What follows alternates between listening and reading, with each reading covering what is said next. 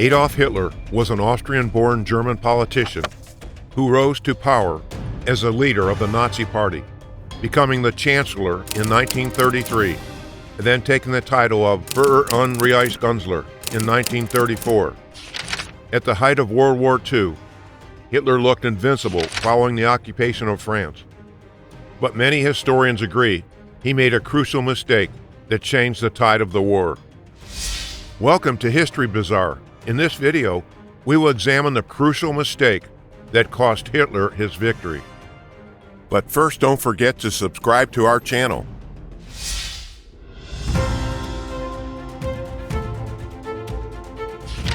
In some respect, they were quite similar, but different in others. The relationship and interaction of these two warlords were the main driving force of World War II. Many events that happened in World War II were directly caused by leaders that took control of their country and asked no questions, and were relentless leaders. Stalin killed more than 40 million people while in power in World War II, and Hitler killed approximately 11 million people, including 6 million Jewish people that were in camps and executed by the Nazis. Joseph Stalin was a far worse and more brutal dictator than Adolf Hitler. Adolf Hitler set up concentration camps to work Jews to death, or kill them right when they got there by making them shower, which was a gas chamber that killed them. Hitler would also kill anybody who was thought to have a deformity like Down syndrome. He would kill anybody who was not the perfect soldier. Hitler made a statement with Stalin in World War II, agreeing to not attack each other in the war. He made a pact with the USSR to not attack each other, which went against the treaty they both signed.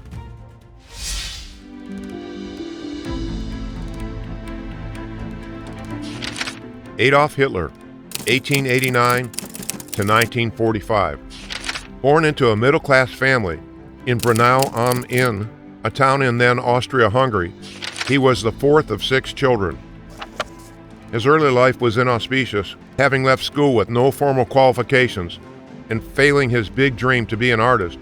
He became an aimless drifter before joining the army during the outbreak of World War I in 1914. Hitler's route to absolute power materialized when he became Chancellor of Germany in 1933, and then as leader of the country, Führer. Joseph Vissarionovich Stalin. Born in the town of Gori, Georgia, he was brought up in an impoverished and itinerant family environment.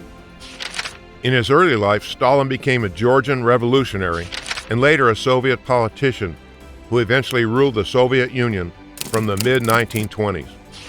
Despite initially governing the Soviet Union as part of a collective leadership, he consolidated power to become the country's de facto dictator by the 1930s.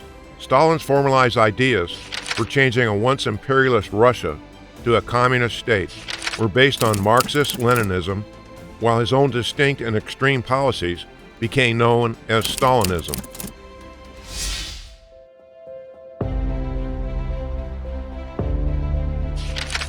Anton Drexler, a former machine fitter and locksmith in Berlin, co-founded the German Workers' Party, the DAP, which was to have a huge influence on Hitler's early path to becoming Chancellor less than 15 years later. Drexler represented the lower middle-class workers made insecure by the economic and political upheaval in post-World War I Germany. Hitler, who was then an obscure army corporal from Austria, was attracted to the party's policies and joined. In 1920, Hitler persuaded Drexler to change the party's name to the National Socialist German Workers' Party, the NSDAP, or Nazis, and to set forth the aims of the party in a 25-point program. The Wall Street crash of 1929 had a seismic impact on the world economy. By 1932, 6 million Germans were out of work. It was a perfect climate for Hitler to capitalize on and offer the Nazi Party as an alternative to other established parties, particularly the communists. On January 30th, 1933, Hitler was appointed Chancellor of Germany. In 1901, Stalin joined the Social Democratic Labor Party and organized protests and strikes in a revolutionary movement against the imperial rule of monarchy and Tsarism.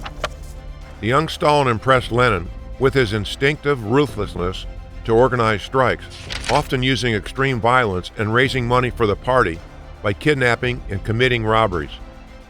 Around this time, he adopted the nickname Stalin, which means man of steel in Russia. In 1922, Stalin was appointed General Secretary of the Communist Party and manipulated his role so he was in a powerful position. After Lenin had died unexpectedly in 1924, Stalin made sure that his rival for absolute power, Leon Trotsky, was made an enemy of the state. He has Trotsky moved from the Central Committee and exiled, later executed by an assassin. Stalin was effectively the dictator of the Soviet Union.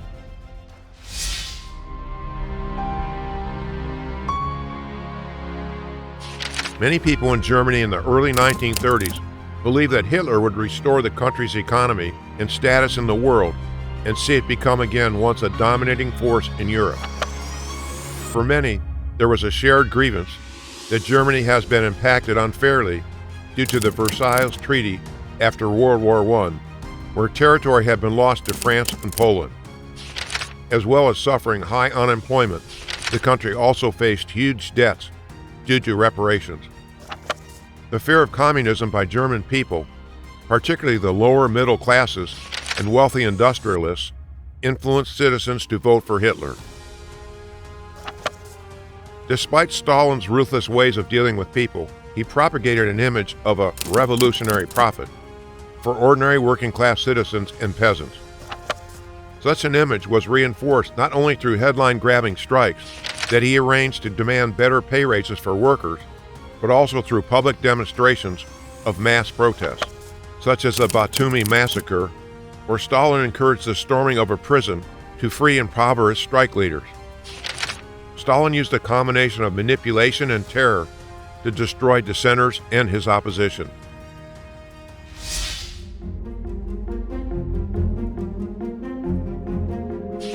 Responsibility for the Holocaust is a subject of an ongoing historical debate that has spanned several decades. The debate about the origins of the Holocaust is known as functionalism versus intentionalism. Intentionalism, such as Lucy Dawidowicz, argues that Adolf Hitler planned for the extermination of the Jewish people as early as 1918 and personally oversaw its execution. However, functionalists such as Raoul Hilberg argue that the extermination plans evolved in stages as a result of initiatives that were taken by bureaucrats in response to other policy failures. The primary responsibility for the Holocaust rests on Hitler and the Nazi Party leadership. A host of factors contributed to the environment in which atrocities were committed across the continent, ranging from general racism, including anti-Semitism,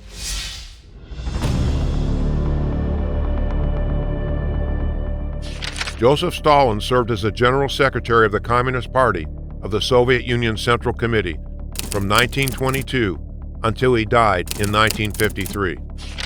During World War II, he became the party's leader and absolute ruler of the Soviet Union.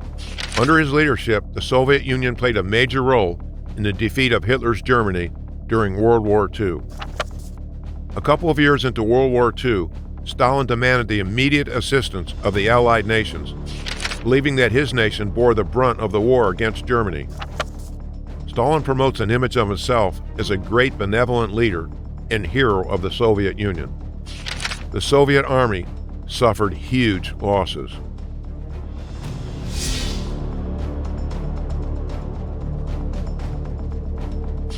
Hitler and Stalin were both tyrants and murderers, sharing common ground with racial hatred of Jews and other ethnic groups.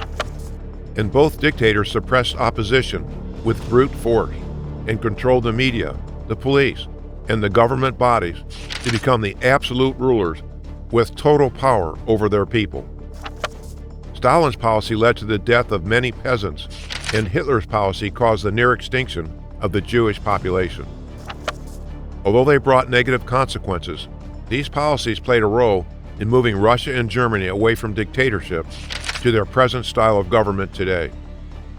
Therefore, both countries learned from the past errors of their former dictators and didn't want to repeat them. We hope you enjoyed another episode of History Bazaar. Please hit the like button and subscribe to the fastest growing history channel on YouTube.